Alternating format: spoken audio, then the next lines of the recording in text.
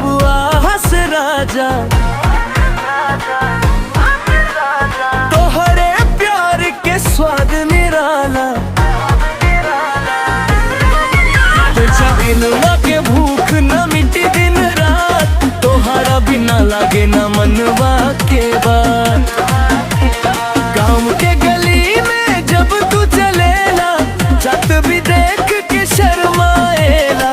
तोहरे हंसी के जादू राजा, हमरा दिलवा के धड़काएला।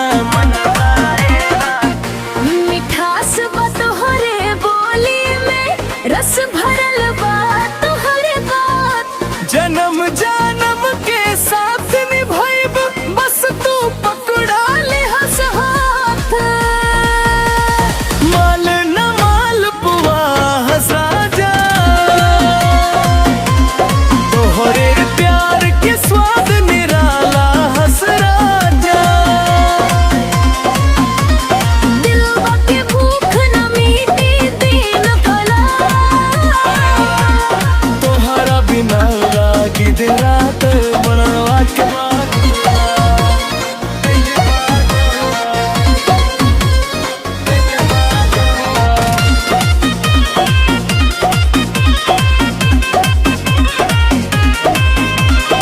सजनी के सपना में तू आवेला, नींद में भी नाम तार आवेला।